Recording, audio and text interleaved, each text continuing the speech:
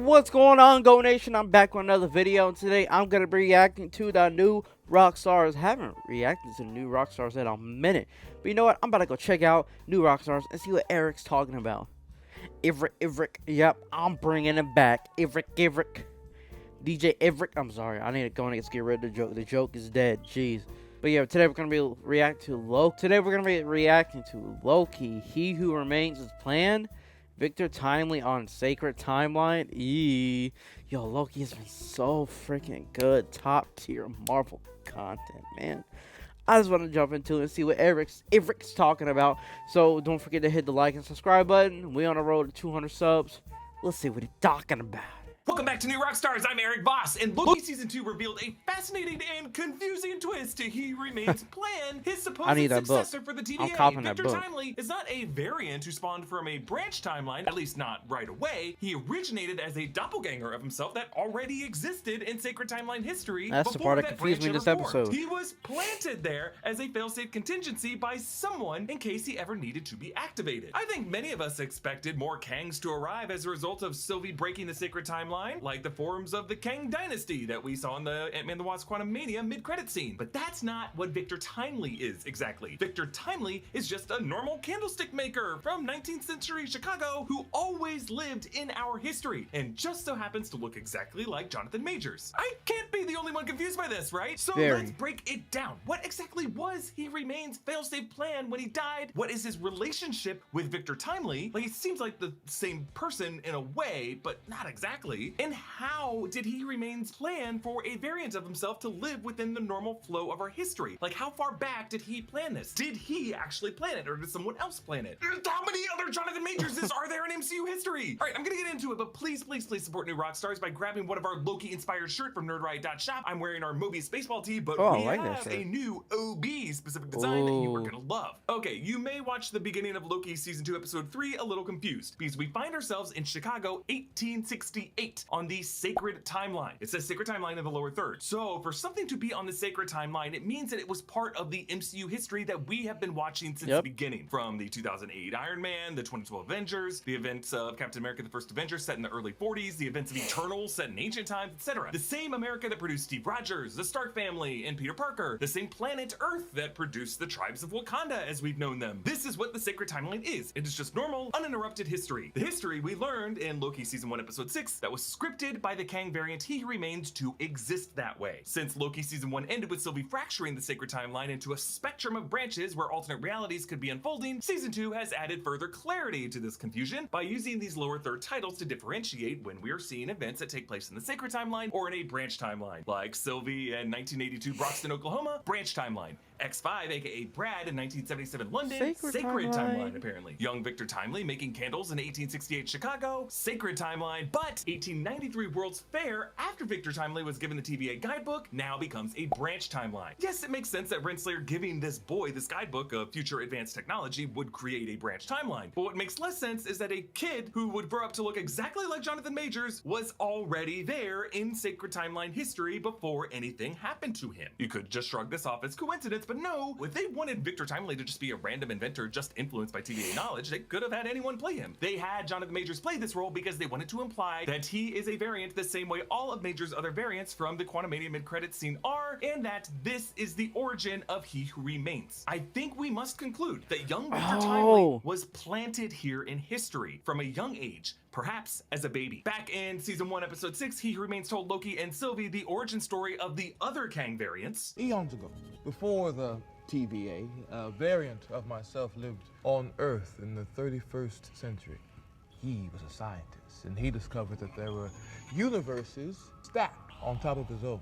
But we should be clear that he said a variant of myself. Oh, that's true. He Remains came from the 31st century. He said the others came from the 31st century. He just kind of implied that it took 31st century technology to begin to unlock all these multiversal secrets, and at the same time the first Kang discovered it, all the other Kangs did too. He Remains doesn't use his name, but in the comics, the 31st century scientist is named Nathaniel Richards, and he's a descendant of Reed Richards, Mr. Fantastic. But even if the He Who Remains we met in Season 1, Episode 6 didn't come from the 31st century, if he had his roots in the 19th century, it It would still be a bit weird that they all look identical. Someone would have had to have planted him in the 1860s. I think He Who Remains, the Kang variant who won the Multiversal War, might have truly originated as a guy named Victor Timely in the 1860s. This is crazy. Someone else must have placed him there as a baby. He was someone else's contingency plan, some other Kang's sleeper cell. And so back in the season 1 finale, He Who Remains went on to tell Sylvie and Loki that they had two options: kill him and unleash all of his variants, or for them to take over the TVA and keep the sacred timeline intact as he had conceived it. Sylvie obviously takes the first option. But the more we look into it, it just sounds like He Remains planned for Sylvie to do that. Like he either wanted her to do it, or he knew that she was destined to do it, and he just wasn't in control of that part of his destiny. In this most recent episode of Loki, Miss Minutes tells Renslayer, he told me that we need to put this package in that window. This was the plan he made when he knew the end was near for him. And she later confirms that this was all part of He Who Remains' Wow. plan to reinstate a variant of himself back at the top of the TVA. I told you it's not my plan, it's his plan. And quit your worrying. With our help, he'll be all he's meant to become. But later, Sylvie says Renslayer's interference with the TVA guidebook altered Victor Timely from a normal sacred timeline life. If you and the TVA hadn't messed with him, he'd have remained harmless. Renslayer set him on a path that he wasn't meant for. The only way this makes sense is that He Who Remains, or some other Kang variant, took a Nathaniel Richards variant baby from another timeline and left him with foster parents like Moses in a basket back in the 1850s or 1860s Wow. of the sacred timeline. Now, This what is makes up the insane. sacred timeline? It's what He Who Remains says is a sacred timeline. He decided that this decision would not qualify as a Nexus event. It's just a thread woven into the overall tapestry of the sacred timeline. Now, this does open another possibility. Would whoever planted young Victor Timely in the 1860s of the sacred timeline only plant one backup? Wouldn't merely one backup, once they were found, pose a huge risk to any contingency plan that you was will want formed? more It must be the backups. case that there are several, dozens, hundreds, maybe thousands of Victor Timeleys going by other names on the sacred timeline throughout history, just living their lives. None of them amounting to anything crazy, but all of them dreaming of something great when their sleeping minds dreamwalk into the eyes of Elseworld conquerors and inventors, and ready at a moment's notice for a divine hand to drop a TVA guidebook in their window and change their destiny. Perhaps we even met some of these guys: Pharaoh Ramatut, Immortus, Scarlet Centurion, Mr. Griffin. All the Kangs in the arena of the Kang Dynasty may have begun as sleeper cell Kangs that the rival dynasty got to This first. is getting once more it and more initially insane. lost the Multiversal War due to this one Victor Timely, or He Who Remains, aligning himself with a Renslayer gosh. and taming Alioth together. So what have we learned about He Who Remains' plan? He is just trying to restart the loop. He knows he is destined to die, so he wants to restart history so that his origin point is restored as a young candlemaker Smart. named Victor Timely Jeez. in 1860s Chicago, who gets a special gift of a book from the window. He wants to do his best to make sure that the sacred timeline continuity continues to loop back and play as it always did, so that hopefully one of the other rival Kangs my can't slip brain in is in just, his like, place. melting. However, He Remains is in a race against time with the other Kangs to try to get this gospel in the hands of the right Kang variant before they find the others and lure them to their dark side. And what is He Remains' relationship with Victor Timely? They are the same person, just at different points in their lives. One at the beginning and one at the end. However, that beginning point only begun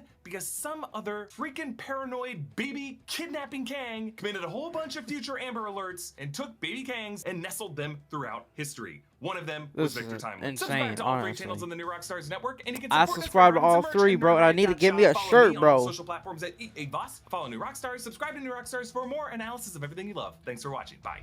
Man, yo, Everick, New Rockstars, y'all are always killing it, bro. I watch all their videos, man. But yo, this is too much, bro. My brain is just not handling it. I can't comprehend what's going on. But you know, it's a lot of Kangs, that's for sure. But with the power of ants, we can take them down. We need you, Ant-Man. His time is up. Your time is now. But anyways, guys, if you enjoyed this video, make sure you hit that like and subscribe button. Leave a comment or two. You already know what to do. Go Nation. I'm out.